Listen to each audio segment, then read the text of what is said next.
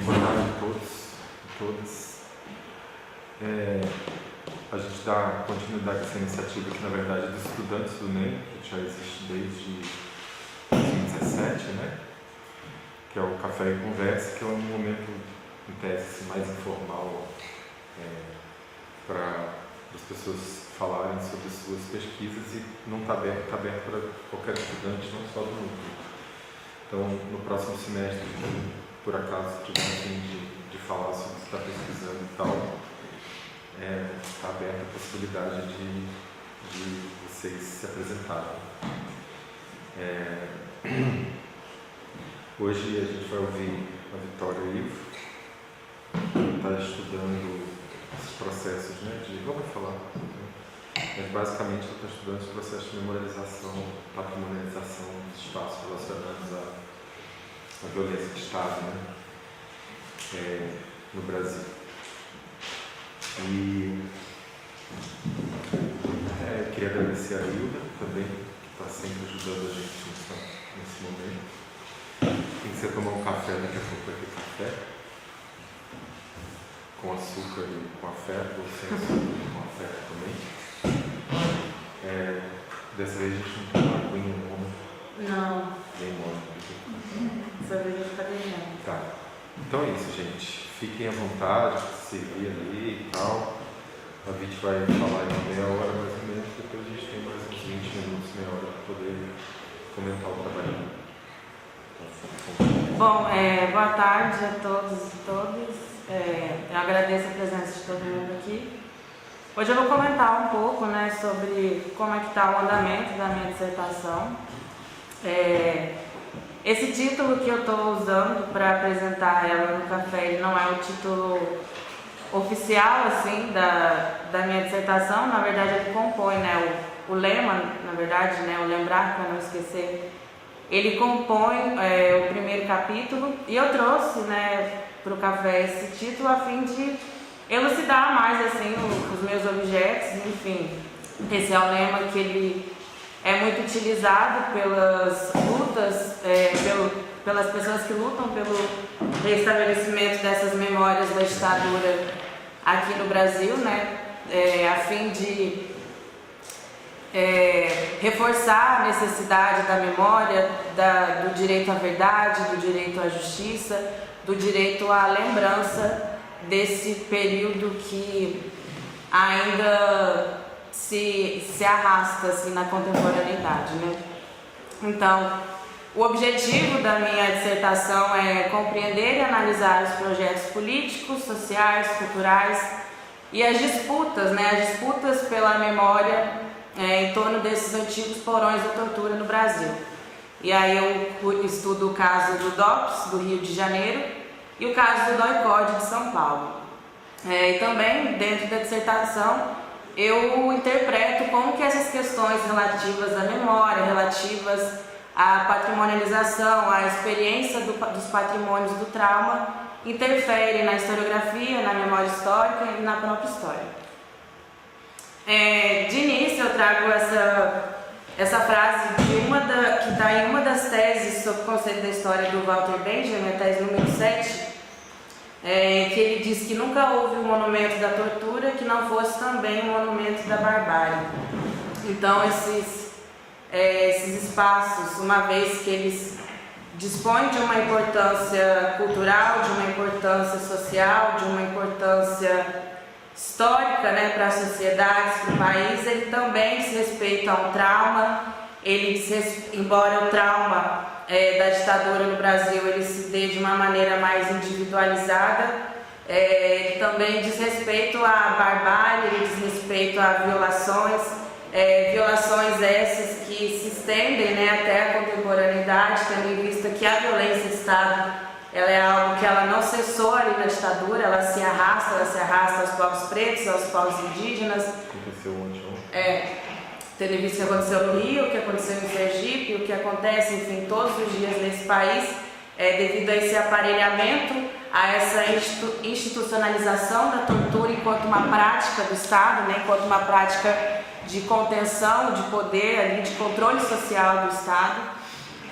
E sendo assim, eu trago para começar a introduzir o meu objeto.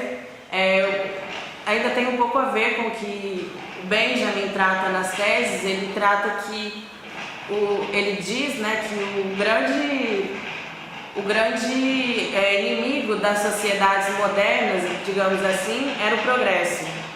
Então, eu trago aqui essa fala do Tancredo Neves após ele ser eleito, né, democraticamente, após o que chamamos de abertura política, em que ele diz o seguinte sobre a ditadura e sobre a anistia. Os fatos ocorridos no Brasil foram deveras lamentáveis, mas alcançamos, por decisão praticamente unânime no Congresso Nacional, a anistia. Ela é abrangente e recíproca. Ela atinge todos os lados e todos os departamentos, todos os setores da vida social brasileira. Reabrir esse processo seria implantar no Brasil o revanchismo, e não cuidaríamos nem do presente nem do futuro. Todo esse nosso tempo seria pequeno para voltarmos a esse rebuscar, a essa revisão, a esse processo de inquirição sobre o passado. Não creio que a sociedade brasileira aspire por isso. Então, a partir do momento que o Tancredo Neves ele coloca que ali após a abertura política não havia uma aspiração, uma medida de condução desse passado que ainda era presente da ditadura, casa muito com o que o Benjamin fala de que não há como as sociedades progredirem sem que elas lidem com o seu passado, né? Não há como ter uma progressão, digamos assim, social, cultural, econômica, política, sem que esses passados sejam revistos. E também, no caso do Brasil, a gente não se concentra apenas em rever o passado da ditadura, mas rever todos esses passados que são considerados, né, traumáticos para que o país cresça, enfim, se desenvolva socialmente, politicamente, culturalmente. Então, essa fala do Tancredo Neves mostra a forma que ainda havia, a ditadura aconteceu, a reabertura política ela aconteceu, houve ali um afastamento mesmo que simbólico das instituições militares, dos órgãos, né, democráticos, mas ainda havia uma certa força ali dentro de que assim, vamos colocar no mesmo nível aqueles que sofreram a violência do Estado dos torturadores, né? Então, sendo assim, embora a anistia tenha sido muito importante naquele período, né, na década de 80, porque ela tirou os presos políticos do carceramento, ela trouxe gente que estava no exílio de volta para o Brasil, possibilitou a saída da clandestinidade de muitos opositores. Ela, no presente, tem essas fraturas, essas problemáticas no que tange a questão memorialística da ditadura no Brasil. Então, são as implicações que eu acabei de comentar. No ano de 2021, alguns grupos, como acho que a Comissão de Direitos Humanos da OAB de São Paulo entrou com um pedido no STF de reinterpretação da lei da anistia.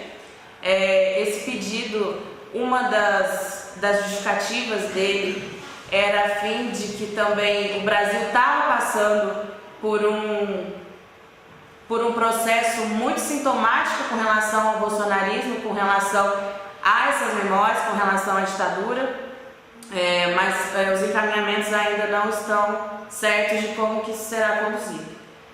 E no que tange a questão da memória aqui no Brasil, a justiça de transição ela seria algo que ajudaria, né, naquele período após a abertura política, que ajudaria na ruptura do período autoritário com o período democrático, né, instaurando assim a partir da jurisprudência, dos meios legais do Estado brasileiro, formas de se lidar com esse passado, lidar com esse luto, rever esse passado, como que vamos, né, como que o Estado se responsabilizaria pelas vítimas da ditadura, pelas vítimas da tortura, pelas famílias dos desaparecidos. ela ajudaria nesse aspecto, e foi algo que não aconteceu aqui, diferentemente da Argentina.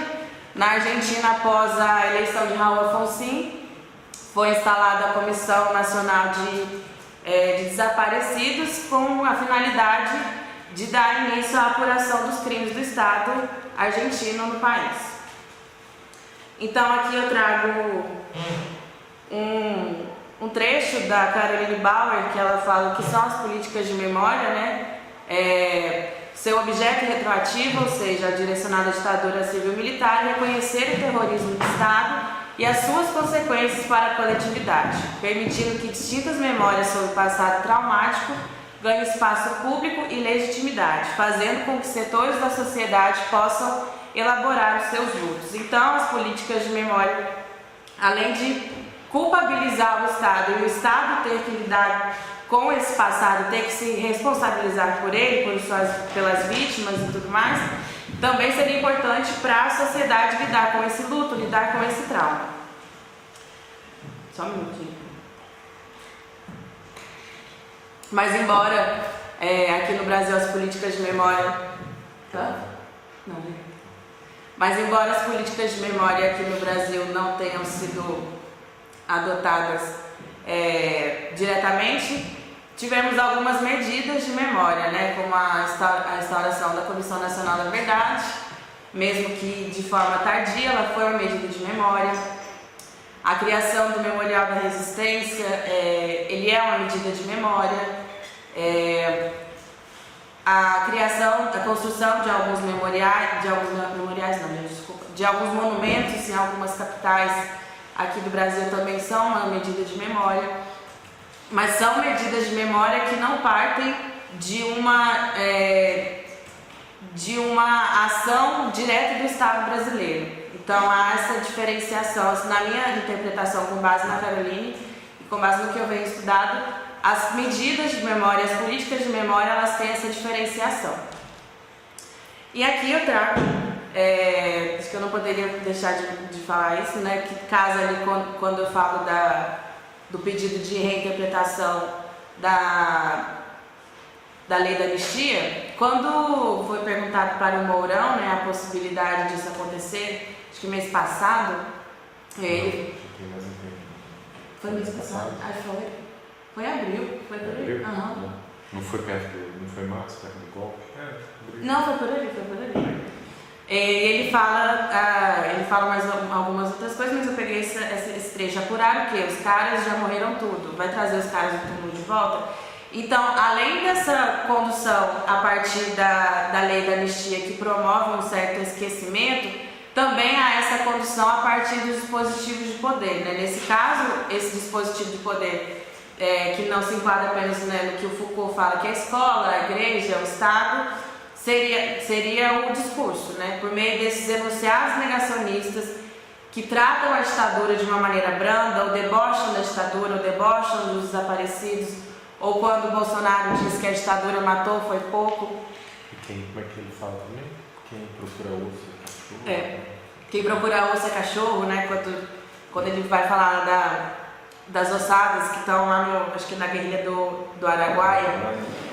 Então, esse esvaziamento da memória da ditadura no Brasil, ele também se dá a partir dessa lógica discursiva, a partir dos enunciados que Bolsonaro traz, quando ele dá alguma declaração, a partir do 1º de março agora ser comemorado como um dia revolucionário, né, que as forças armadas elas tomaram o país, então eles configuram também dessa forma. Aqui voltando um pouco para a questão dos patrimônios, as experiências, né, com os patrimônios, eles surgem ali com a Revolução Francesa, a fim de se preservar os vestígios históricos, os testemunhos, locais que poderiam ser importantes para entender os processos sociais, os processos históricos ali dentro das sociedades. No Brasil, essa experiência com o patrimônio, ela vem para reforçar a identidade nacional dentro de um projeto novo, né? E aí é criado um FAM também a fim de preservar essa memória, essas memórias, né, do Brasil. E em 1979 a Unesco ela reconhece Auschwitz como patrimônio da humanidade. Isso é um movimento interessante porque a Unesco reconhecer um patrimônio, um local, né, um campo de concentração como patrimônio, abre brechas para reconhecimento de outros locais. Tem sido uma batalha muito grande dos argentinos, inclusive. Eles vêm com esse movimento muito forte de tentar reconhecer a antiga ESMA, que é um dos maiores centros de detenção clandestina, se não for o maior da América Latina, de onde saíam os voos da morte, que eles jogavam, né, os presos políticos no mar, enfim, de onde as crianças eram tiradas de suas mães e dadas para os familiares dos militares. Então, eles estão nessa luta para reconhecer a ESMA, a antiga ESMA, a atual Espaço de Memória e Direitos Humanos, como um patrimônio da humanidade. Aqui eu trago para vocês um pouco sobre os lugares que eu investigo. Esse é o prédio do DOPS, ele fica no centro do Rio de Janeiro, é um prédio do ano de 1912. Ele foi construído para ser escola de polícia e também, né, uma delegacia. A sua arquitetura é inspirada na Belle Époque francesa, né, a fim de dar um ar mais cosmopolita, uma ambiência mais cosmopolita para a cidade do Rio de Janeiro. O prédio ele vem passado por inúmeras reformas, por inúmeras questões que ainda estão em aberto com relação à sua condução. Ele foi utilizado como espaço de repressão desde a era Vargas, né, onde era um espaço de detenção ali do que eles consideravam, do que era considerado como vadiagem. E, enfim, o prédio DOPS está sendo disputado com a Polícia Civil e com esses grupos que lutam pelo restabelecimento dessas memórias, como o Ocupa DOPS. Ele é um coletivo muito ativo nessa luta da transformação do DOPS em um espaço de memória. A proposta de transformação do DOPS não é apenas em um memorial que abarque somente a ditadura civil-militar. A proposta cultural, né, e museal do DOPS é tratar a violência de Estado num todo. Tratar todos os períodos, né, em que houveram essas violências, em que houveram esses traumas, em que houveram, enfim, essas ações do Estado perante a população brasileira. Aqui são algumas das fontes que eu utilizo para analisar a disputa desses locais. A Polícia Civil ela planeja fazer um uso comercial do prédio, né? Ela pretendia-se até então reformar o prédio e transformar o espaço em salas comerciais para serem alugadas, né? Seria uma espécie de um conjunto assim, de comércio. E por fim, o DOI-CODE, ele é um prédio mais moderno, né, digamos assim. São 3 prédios, são essas edificações. Essa primeira edificação ainda é situada a 36ª Delegacia de Polícia da cidade de São Paulo. Esse prédio ele fica na Vila Mariana, na Rua da Tutóia. Inicialmente o DOI-CODE, antes de se tornar o DOI-CODE, ele era a Operação Oban, dos mesmos moldes repressivos, mas depois devido ao financiamento da tortura e o financiamento da repressão, instaurou-se o modelo DOI-CODE. Eles também esse modelo DOI-CODE ele foi para as outras capitais,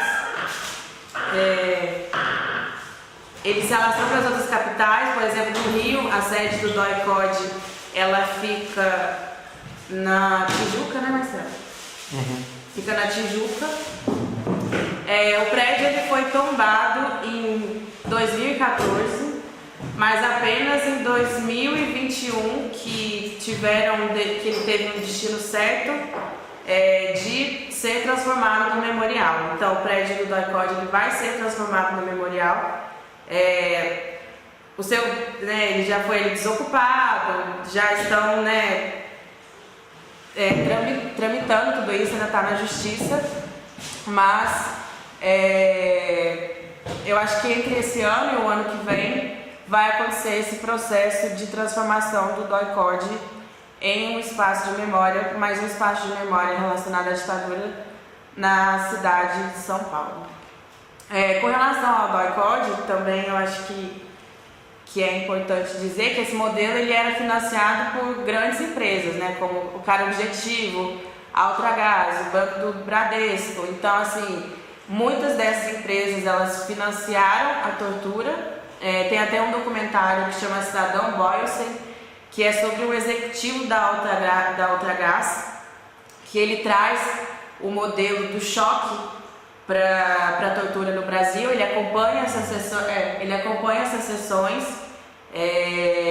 A Ultragaz ela cedia os caminhões de gás assim para sair de Tocaia atrás dos opositores. Então tem toda essa questão também, fora as implicações patrimoniais, também tem dentro desses modelos também há essas questões referentes ao financiamento da tortura enquanto uma prática, né, ali do Estado, mas também das grandes empresas.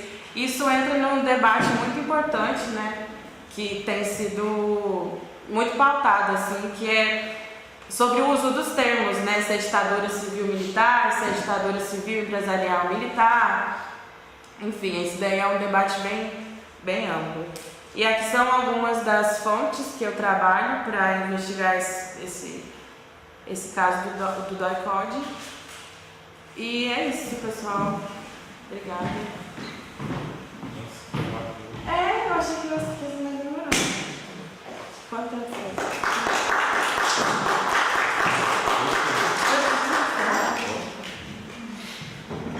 Bom, para começar, eu vou começar então fazendo essa pergunta, porque fiquei responsável fui escolhido, né, pelo Vitório para poder comentar. Tem coisa que eu já comentei contigo ontem, mas uma das coisas que a gente já conversou é que eu tenho dúvidas acerca dessa distinção que a Caroline Bauer faz entre políticas e medidas. De acabar confundindo muito as políticas de memória como aquilo que é sancionado pelo Estado e, sobretudo, quando o Estado efetivamente reconhece a sua participação nos crimes de lesa humanidade, nesse caso. Mas aí eu queria lembrar também do curso que você fez, né, comigo, com o Liano, sobre para ajudar a melhor definir o que é política, afinal de contas, e o que é o político. E a outra coisa, né, que a gente ficou lá quebrando a cabeça, o Thiago está no curso também, meses sobre isso, né? Que eu acho que ali talvez tenha algumas distinções importantes para poder pensar como esses espaços, né, se integram a essa linguagem da história, né, e da política. E aí, a outra coisa que você mesmo ontem falava e que te incomoda um pouco é pensar esses espaços a partir lá do NORA, a noção de lugar de memória, que já tem uma fortuna crítica grande, assim, que as pessoas notam certa, quase algo funcionalista, né? Os lugares de memória, que a hipótese do NORA a gente precisa de lugares de memória porque a memória não existe mais, né? Essa é a fala dele assim, mais conhecida. Porque a memória já não está mais aí. Tem uma certa nostalgia também, que seja, né? Pode ser. A sociedade, sociedade, memória, etc. Mas, ao mesmo tempo, eu acho que tem que se reconhecer que tem alguma utilidade também se pensarmos esses lugares, esses espaços de recordação, para usar outra metáfora da lei da Asma, como esses lugares se integram àquilo que outros autores, o Freire e tudo mais, como está falando lá das memórias entrelaçadas, fala a respeito dos atos mnemônicos, né? Que, na verdade, assim, que uma terceira onda, esse é o argumento deles no texto, a terceira onda dos estudos sobre a memória perseguiria mais um movimento através do qual esses lugares são acionados mais do que a própria construção desses lugares, né? Eu sei que isso vai ser difícil você falar disso na sua pesquisa, porque os lugares ainda não estão aí, assim, efetivados. É bem... Inclusive, é uma coisa que eu esqueci de falar. Com relação... Com relação às fontes do DOPS, né? Porque o encaminhamento do DOPS tá muito incerto, assim, não tem mais nada. As últimas notícias, né, as últimas manchetes que eu consegui são no ano de 2012, 2014. E o prédio tá lá, tá parado, né, tá em ruínas, provavelmente. Então, assim, não tem... Eu tô tendo nesse sentido uma dificuldade de encontrar fontes relativas ao prédio do DOPS. Mas eu acho que a solução de ver o debate na imprensa, como é que o debate em torno dos lugares vai também acionando e mobilizando essa memória, essas histórias da ditadura, né? Mais especificamente do centro de tortura, da repressão violenta do Estado sobre os opositores e tudo mais. E aí eu acho que, assim, de alguma maneira você tá perseguindo não tanto a constituição dos lugares, mas esses atos mnemônicos em torno deles. Então, talvez seja uma saída para esse impasse que você acha que está em relação à noção dos lugares de memória, nesse espírito sobre isso. Por fim, eu acho que tem aquilo que eu te falei ontem também, que eu acho que a solução do DOPS é mais interessante porque ela aponta para aquela ideia de memória multidirecional, né? E como é que a memória, então, assim, aciona a memória da ditadura, mas ela vai desdobrando outras, e aí essas outras reconfiguram também a proposição inicial para o lugar, né?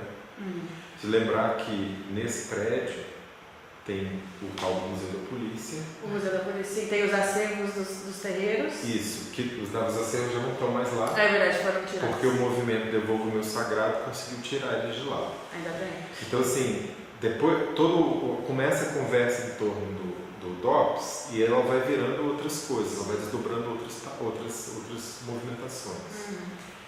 Então, eu acho que dos dois lugares, me parece, como eu te falei ontem, também o mais interessante.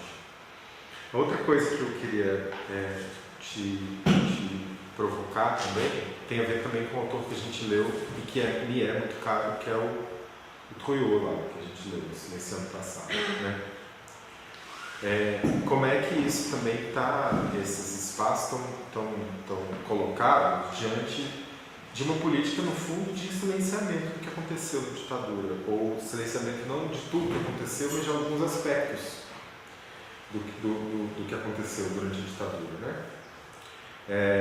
Então, como é que esses lugares, né, eles também suplantam, né, essas memórias, né? Outras, certo? Também pensar então essa dinâmica aí do silenciamento, do esquecimento e tal. No título do provisório da tua dissertação, está Políticas do Esquecimento e Políticas da Memória, uma análise da disputa e transformação imemorial dos antigos porões da tortura no Brasil. Bom, eu não estou na tua qualificação, né? Você vai? Eu vou, né? Não estava sabendo disso não, mas não, brincadeira. Não sei, eu tenho dúvidas em relação ao título também, porque toda política da memória é política da lembrança e do esquecimento, né? Então, assim, pensar talvez melhor isso, sabe? Então, é por isso que eu até conversei isso com a Luísa segunda, sobre a questão do título, porque assim, sinceramente, eu gosto mais do Lembrar Pra Não Esquecer.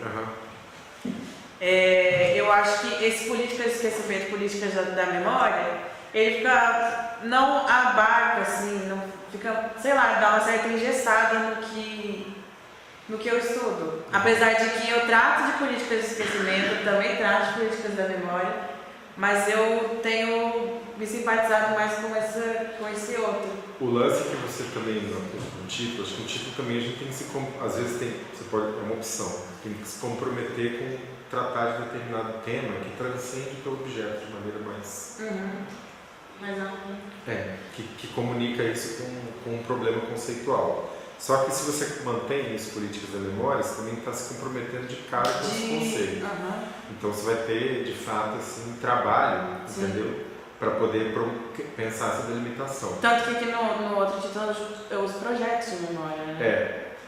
Acho interessante também, entendeu? Mas porque qualquer que seja essa opção, eu acho que você vai ter que explicar melhor essa noção de políticas da memória. Sim. Porque eu até quero ler, em qual texto da Caroline Bauer está esse negócio? Na tese dela? Tá. No final aqui, nas referências, tem um texto. É um artigo, tem um...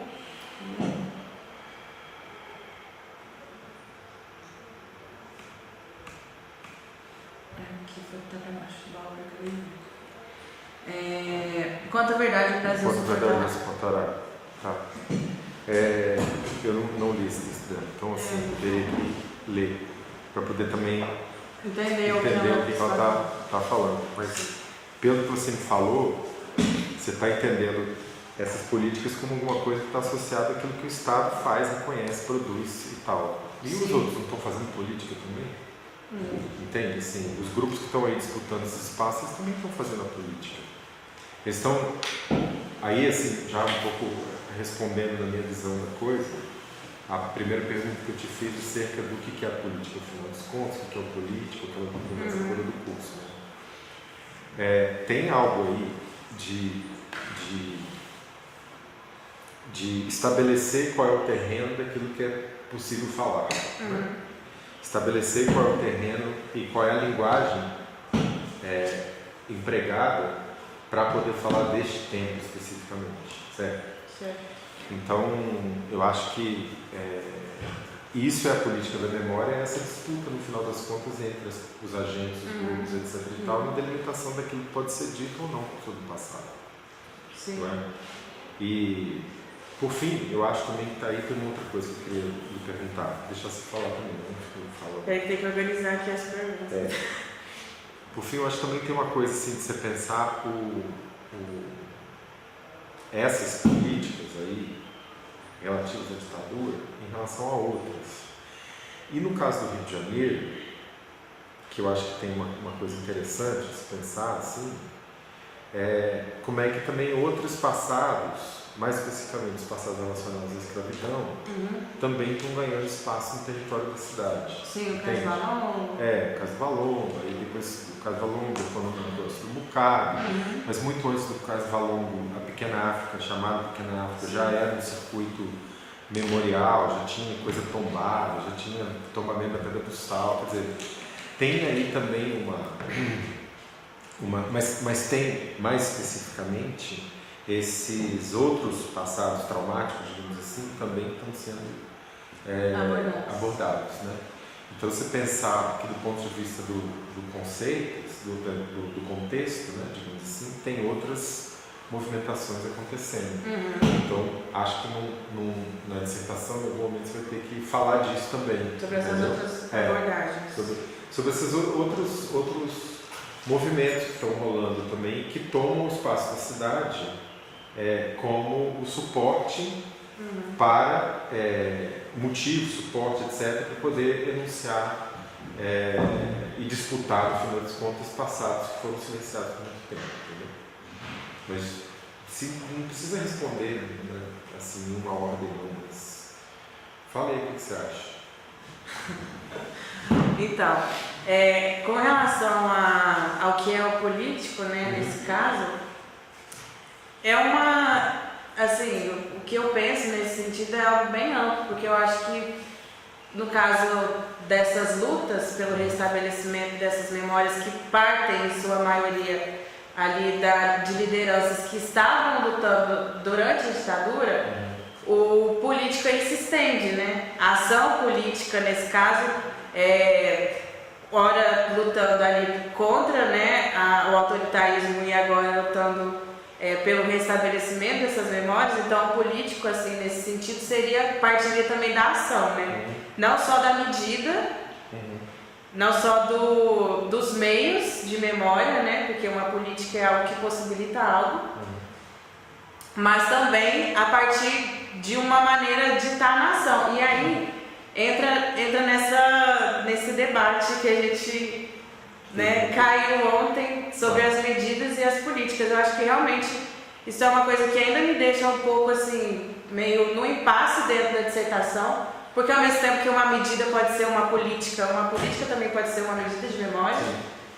Então, talvez seja uma pauta para perguntar para a Caroline também durante a qualificação, não sei se ela, né, a gente vai ter abertura para isso, mas acredito que há essa dicotomia mesmo entre a medida de memória, porque uma medida ela pode trazer meios memorialísticos, né? Por exemplo, o que você falou ontem, a abertura dos arquivos da ditadura. Isso foi uma medida de memória, mas isso também é uma política de memória. Porque são arquivos ali que estavam trancados por muito tempo. Sim. Mas sobretudo o seguinte, o que a minha implicância, talvez, pelo que eu entendi que você falou da Caroline... É de partir somente do Estado, das instituições. Quando é do Estado, a gente sanciona isso como político. Quando parte da sociedade civil, isso é político, isso não é medida. Não, realmente. Entendi. Ou quando isso não está integrado num grande projeto assim, de revisão da história. A Comissão da Verdade, então, é uma política, porque... Ela parte do meio legal. Antes, a Comissão dos Desaparecidos, que foi montada também já na época do governo Fernando Henrique. Acho que também tem uma outra coisa assim na sua contextualização, eu acho que no relatório de qualificação você estava falando, que esse atual pedido de revisão da lei da anistia, que foi ratificada pelo STF em 2010, né? Então, assim, tem também em 2010 esse debate sobre a constitucionalização definitiva da lei da anistia. Inclusive, foi em 2010, até onde eu comentei isso na aula, que 2 ex-presos políticos, eles entraram na justiça contra a Ustra, mas eles não conseguiram levar adiante o processo por conta da lei da anistia, né, que é coberta o torturador. Então, assim, ele não pode ser, ele nem os outros, né, porque estão tudo morrendo de velho, eles não podem ser julgados pela tortura, né? Sim. Então, acaba que tem essas implicações mesmo. Mas eu acho que, assim, sobre as medidas e as políticas, Marcelo, eu acho que é uma coisa assim, que eu não sei ainda dar uma resposta concreta sobre... Não, fica com essa inquietação. Sim, é uma inquietação, porque é algo assim que eu tenho que ouvir também da Caroline, mas isso que você disse também traz assim, uma outra luz para essa dualidade assim, dos termos, né? Eu acho dicotômico demais a maneira como está aparecendo isso, entendeu? Assim, então, não sei se funciona bem. Porque realmente é meio dicotômico mesmo. Mas acho que também, sei lá, vai muito pelos termos, né? Porque, enfim, a medida é um meio, a política também é um meio. Então, qual que é a próxima mesmo? É pensar outros passados nas cidades, né? Eu acho que isso casa muito com o que o Benjamin traz, né? Sobre os monumentos da cultura serem monumentos da barbárie. Por exemplo, o Cais do Valongo, né? Onde os escravizados chegavam, né? No Rio de Janeiro. Então ele é um espaço de memória fundamental para entendermos isso, mas ele também é um espaço de memória que trata da escravização, que trata, enfim, dessas questões. Da violência, sobretudo da violência, né? Mas isso é uma coisa curiosa, porque eu fico pensando no seguinte, São Paulo, no que né, diz respeito às memórias da ditadura, pelo que eu tenho, né, investigado e tal, tem mais essa abordagem, porque ela tem a fachada do Presídio Tiradentes, tem o Teatro Oficina, tem a Fifeleste, que também é tombada. Então tem essa série de locais que são referentes à ditadura, né? Que aconteceram ali represálias, ou enfim, eram espaços utilizados nessa época. Mas diferentemente do Rio, o Rio tem essa abordagem mais ampla, né? De trabalhar esses outros passados, ao passo que o passado da ditadura ele fica um tanto quanto esvaziada, assim, né? Eu não sei se isso também se desdobra por conta do cenário, né? Da segurança no Rio de Janeiro, né? Da segurança que eu digo no sentido do aparato miliciano, né? Enfim, mas eu acho que essa proposta do DOPS, né, do antigo prédio do DOPS ser um espaço de cultura que abarque, né, essas histórias, como que é o termo mesmo? Esqueci. O que é a memória multidirecionada? Isso, essas memórias multidirecionadas. É um projeto assim importante, né? Porque para entender a violência de Estado, acho que a gente não pode se concentrar apenas na ditadura. Então, vamos que você estava falando do caso argentino, por exemplo, em que a memória da ditadura sobrepõe outras memórias. Mas ao mesmo tempo ela detonou a reflexão sobre o que o Estado argentino fez com as populações indígenas desde o século XIX. E as populações negras também, Então, assim,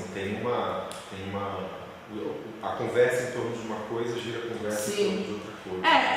São Paulo tá assim, tem esse movimento que é importante, eu acho que é um movimento super importante, tendo em vista o cenário político que a gente está vivendo agora, né? Eu acho que isso, assim, tratar de transformar um espaço, um antigo porão de tortura, como o DOI-CODE, numa época que o bolsonarismo está aí nadando de braçada no país, a gente não sabe o que vai acontecer, né, com relação às eleições, enfim, todo esse pesadelo aí que nos aguarda. A gente sabe. Todo esse pesadelo aí que nos aguarda. Eu acho que é um movimento muito importante, mas também tem que tomar cuidado com a abordagem dessas memórias, né? Porque, em sua maioria, quem estava à frente desses movimentos estudantis da ditadura, né, eram pessoas brancas, eram pessoas, né, que já estavam nas universidades, eram pessoas de classe média, eram pessoas ali que já faziam parte, de certa forma, das elites paulistanas, das elites cariocas, né? Claro que teve a participação campesina, a participação operária, mas tem esse destaque para essa narrativa mais elitizada dos movimentos estudantis, né? Não que isso não seja importante, a luta dos movimentos estudantis da ditadura, tá, gente? Pelo amor de Deus, não é isso. Mas eu acho que há muito essa centralidade, assim, nesse sentido do protagonismo, do próprio protagonismo, assim, masculino frente à oposição, enfim. Eu acho que é isso. Deixa eu responder mais ou menos. Então, aí agora eu pergunto, vocês sentem-se à vontade de apelar ou sugerir coisas. Sugestões, perguntas, críticas. Ninguém? Eu posso dar pontapé inicial até a galera. Quer dizer, eu fiquei pensando, achei muito interessante a pesquisa, acho que é algo que me debruça um pouco, sabe? Até no curso, assim, poucas oportunidades de pensar esse recorte histórico, até mesmo a questão do patrimônio, da memória, são coisas que eu não me aproximei muito.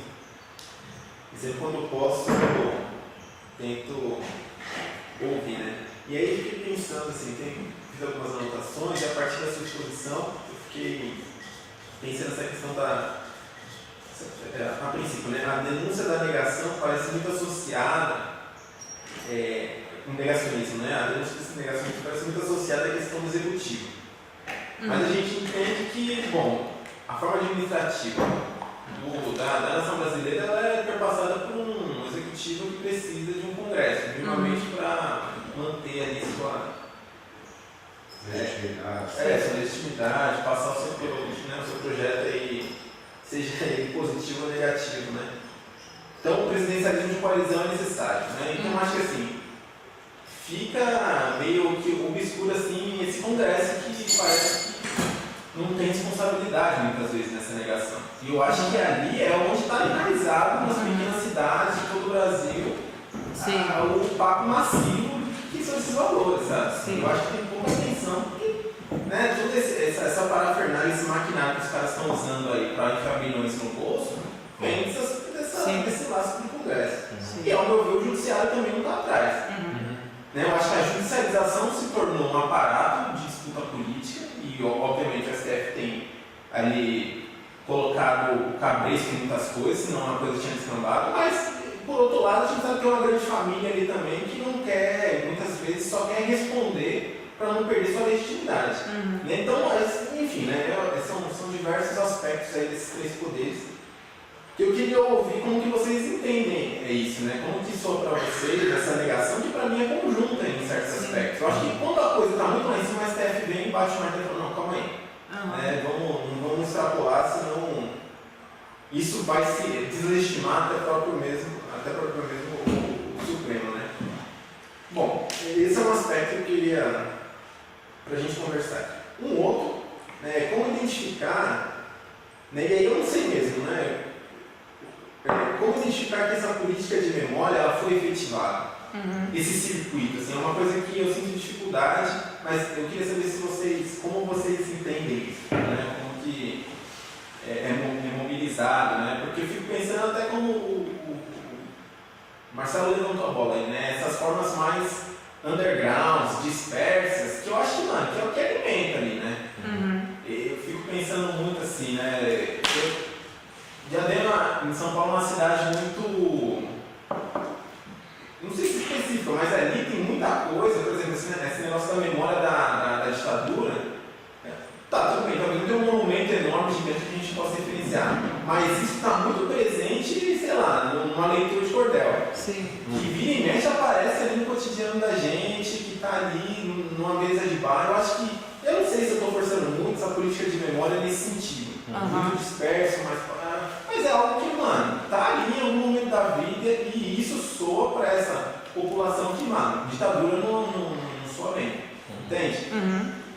Eu queria saber como que vocês pensam. Tem outras coisas aqui, mas eu acho que para também centralizar a gente pode conversar.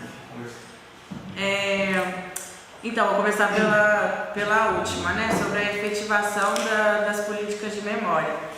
Olha, Thiago, eu, assim, com base nas minhas investigações, com base no que eu venho estudado, eu acho que para uma política de memória ela ser efetivada, gera um certo tempo, né?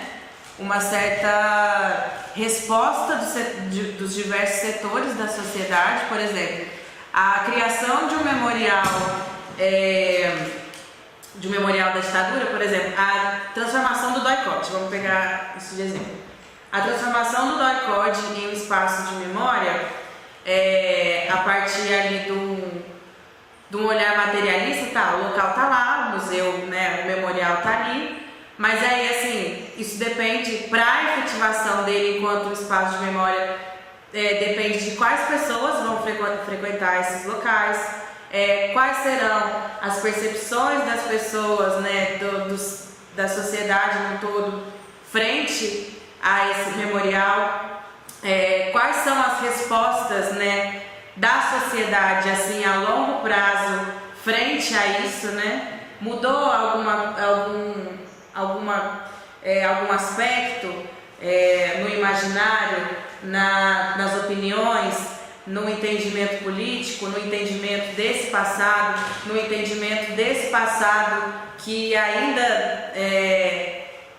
há rastros dele no presente, né, tendo em vista a violência de Estado, que ela continua, ela se alastra. Então eu interpreto dessa maneira, sabe, que acho que a política de memória, a sua efetivação não é assim, construímos um memorial, fizemos monumentos, mas a partir do momento que ela começa a dialogar com os setores da sociedade, né? Tanto que o Memorial da Resistência, por exemplo, ele tem várias iniciativas educacionais, culturais, de levar para a escola, de ter atividades escolares dentro do espaço do museu. Então, eu acredito que a efetivação ela parte desse local, sabe? Da resposta a longo prazo e da forma que a sociedade se portará e, enfim, irá responder frente permite a construção e o estabelecimento desses locais, enfim. Até não somente dos locais, né? Porque a Comissão da Verdade, a Comissão Nacional da Verdade, por exemplo, eu acho que ela, enquanto ela estava trabalhando, né? Enquanto estava acontecendo, eu acredito que ela suscitou muitas questões, muitos debates, né, que foram veiculados, passou na TV, passa no jornal, isso vai para a imprensa. Então eu acredito que também essa efetivação ela depende da resposta desses setores. Acho que é isso. Mas tem uma coisa no Brasil, assim, tem uma coisa que foi muito efetiva, que a anistia, no final das contas, como política de memória, porque ela estabeleceu o limite, assim, ela estabeleceu, vamos esquecer. É Sim. isso. Parar a bola para frente. Falta no Congresso. Essa fala aí do Tancredo, conciliatória, etc e tal, entendeu? Assim, Não revanchista, né? não revanchista, não adiantou nada, né? Porque o revanchismo da direita está aí agora, né? Assim, e achar que deixar tudo isso quieto ia funcionar foi um erro. Foi um grande A gente está vendo isso aí, né? A gente vê isso todo dia. Tanto que o Bolsonaro não foi eleito. A gente vê isso dentro das instituições do aparato repressivo de segurança do Estado. Essas coisas continuam sendo comemoradas, as práticas são as mesmas de antes, etc. Não houve um desaparelhamento. Não tem rompimento. Não tem um rompimento, não tem um afastar assim, dessas forças militares das instituições democráticas. Então, assim, como essa política do esquecimento, ou de um certo esquecimento, que foi a ditadura, funcionou. Porque tudo que ela foi, né, retorna agora. Sim. Quer dizer, retorna não, nunca desapareceu. Mas dá para falar que é uma política de memória, mesmo que seja negativa? Sim, negativo no caso, porque é a política sustentar o esquecimento. Pelo esquecimento. Da coisa, entendeu? Assim. Então, é um pouco... E aí é a maneira como também no Brasil ou na Espanha, por exemplo, se saiu dessa história, né? Porque na Espanha também foi assim, vamos esquecer do franquismo, esse foi o primeiro movimento. Sim. Né? Só que hoje não dá para esquecer o franquismo, né? E aí tem todo esse debate agora contemporâneo lá sobre os cemitérios, sobre o bairro dos caídos, Mas teve tá lá no filme do Almodóvar, né? Tem o lance das estátuas, tem um monte de coisa acontecendo para poder tratar, no final das contas, daquele passado lá que o impulso inicial é assim, olha, deixa isso para lá, entendeu? Então, esse deixa para lá... Mas a população se revoltou, né? Ficou diante disso. Os espanhóis se revoltaram, né? Eles começaram a atacar lá o monumento do Franco. Sim. Tanto que ele virou, o monumento do Franco, ele virou um local de ataque mesmo, né? No fim das contas. As pessoas iam lá, pichavam e cortavam, no final das contas estava sem cabeça, enfim. Mas assim, só meio que também tem outro aspecto da pergunta do Thiago, que é assim, do ponto de vista do Estado, né? Se pensar os poderes, né, que constituem o Estado, o judiciário é um lugar do superesquecimento. Tanto assim que o STF julgou improcedente a ação direta de constitucionalidade contra a lei da anistia, não é? Recentemente, um juiz mandou tirar do relatório, apagar do relatório da Comissão da Verdade, o nome dos torturadores que estavam ali nomeados, etc. e tal, não é? Então, assim, também é um aparato que está a todo momento colaborando para a produção desse esquecimento. Sim.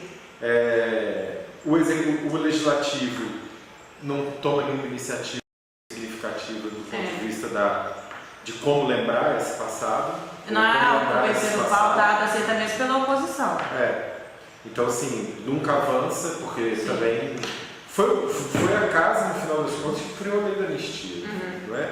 Quer queira ou quer não. Em 79, eles estavam ali criando a lei da anistia. Mas criou também a lei da anistia a partir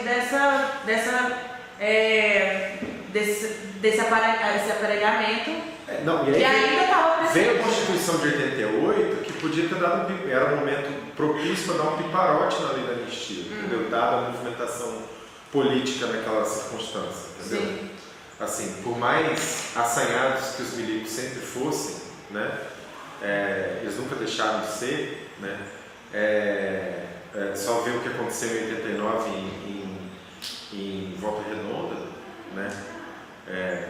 Eles matarem as pessoas mesmo e tal. Aí constrói um monumento lá em Volta Redonda, todos os operários foram mortos, e o monumento é dinamitado. Sim. Por quem? Quem que dinamitou aquele monumento? Quem tem dinamite para dinamitar o monumento? Sim. Entende? E ficou por isso mesmo, até hoje ninguém sabe quem que dinamitou o monumento. É óbvio que foram os milicos, entendeu? Isso aconteceu no Jacarezinho também, semana retrasada. Exato. Que Semana retrasada. destruíram o Isso. monumento Da da chacina do ano passado. E aí, não à toa, 2 semanas depois, a polícia vai e faz a barbaridade que fez lá na Vila Cruzeiro.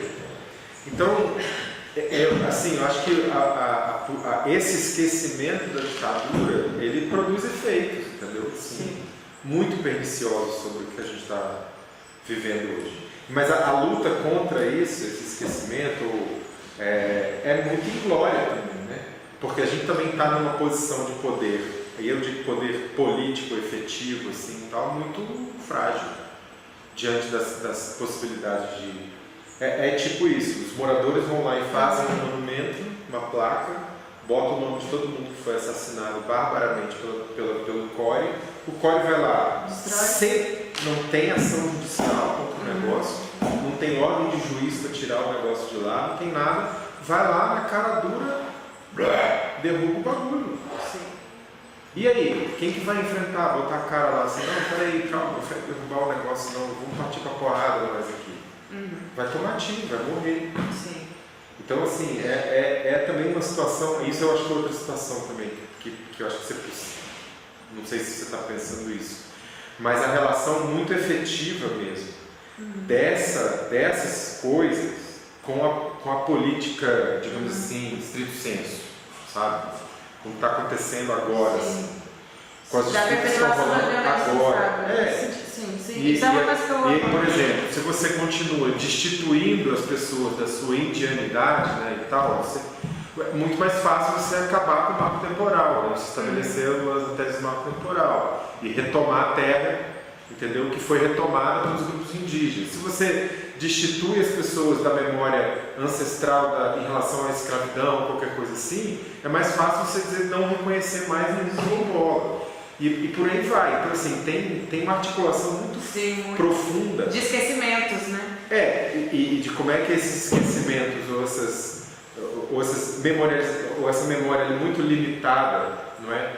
Do que seja a participação e a vida política e a vida histórica desses grupos no Brasil, isso se traduz em mais ou menos terras, se traduz em mais ou menos direitos, se traduz em mais ou menos cotas, se traduz em mais ou menos um monte de coisa.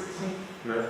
Que, assim, então, essa separação, às vezes, que a gente institui assim, entre esse universo do simbólico e aquilo que o de fato é, entre aspas, porque o simbólico de fato né? É muito não pode passar desapercebido do teu... Sim, é muito tênue também. Né? E você não pode deixar de falar disso, entende? Sim. Dessa articulação. Porque é disso que se trata. Se a gente não trata da ditadura, desse passado violento, a gente vai continuar tendo a PM que a gente tem. Sim. Vai continuar tendo a Polícia Civil que a gente tem. Inclusive ela não teve uma reforma, né? Não teve. Desde a ditadura. Então, assim, E aí eu acho que uma outra coisa que talvez não sei se está passando pela sua cabeça, mas assim, que eu lembro que logo quando você pensou o projeto, a ideia era comparar com o Cone Sul, mas mais especificamente com a Argentina, né? Mas que eu acho que é um lugar em que a ditadura se instituiu socialmente como trauma, diferentemente do Brasil, onde ela não foi instituída como um trauma socialmente partilhado, assim, entendeu? Isso está na dimensão familiar, individual, etc. e tal. Mas, e na Argentina, isso eu acho que não é só uma questão de número, entende? Assim, aqui foram 400, lá foram 30 mil. óbvio que isso tem um peso. Mas o lance é que assim, a massiva discussão em torno da ditadura nunca aconteceu aqui. Sim. Não é? Você pegar um outro caso, assim, que a Ana Mônica super conhece bem, que é o caso do apartheid, o fim do apartheid na África do Sul. A política de memória que foi criada e assim, que foi encampada pelo Estado, ou coisas que o Estado acolheu, coisas que o Estado também não acolheu lá, não é? Tinha um objetivo muito claro, que assim, instituir uma sociedade efetivamente plurirracial, entende? Quase plurinacional, eles não chegam a tanto, porque reconhecem as subnacionalidades, entre aspas, na África do Sul, coisa que o apartheid jamais reconheceu.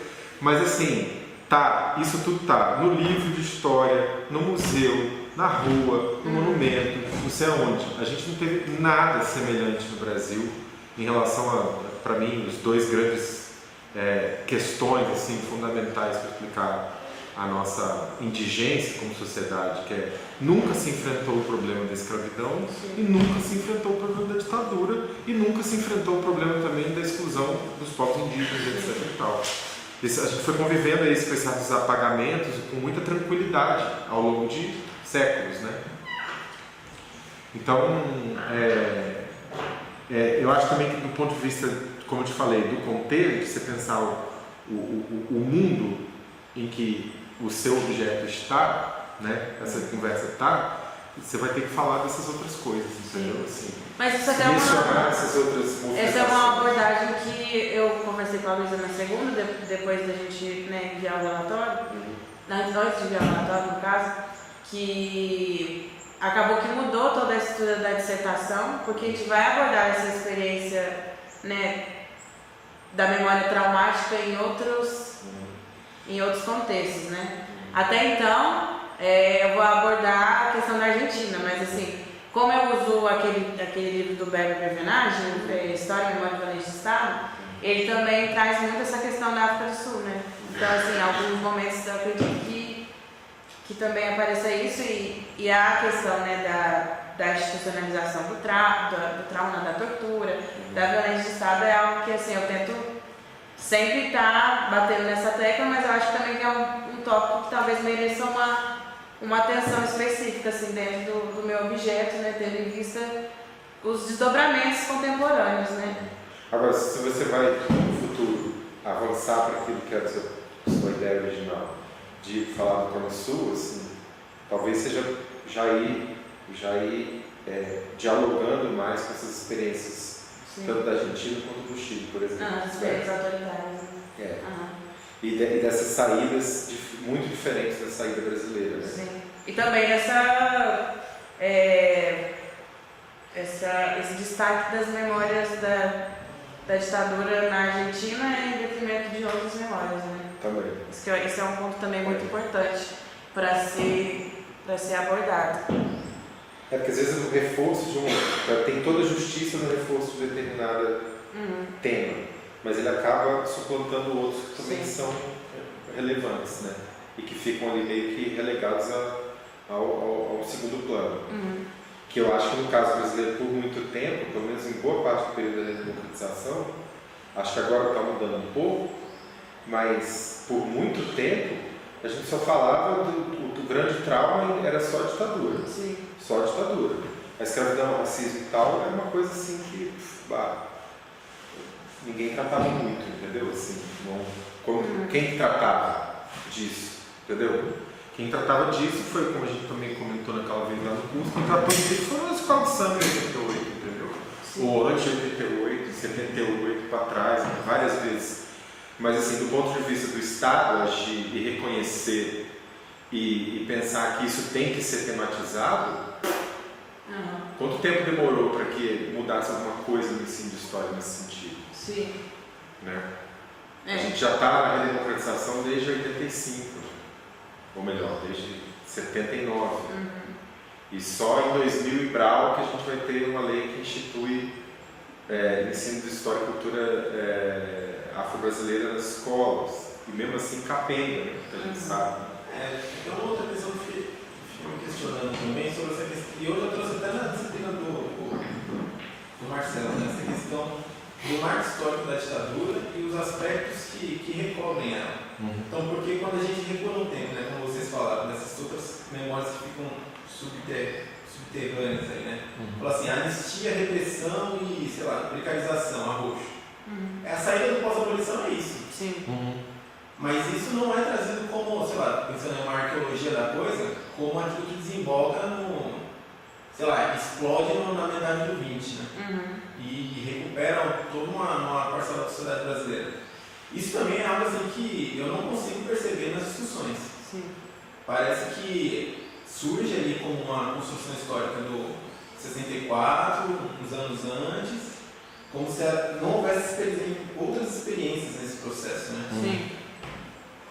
Isso é um problema, meu ver. Porque eu acho que o vício da coisa de 64 também já está posto ali nesse pós-abolição. A forma de tratar as experiências. Né? Acho que isso acaba sendo retomado ali na metade do 20.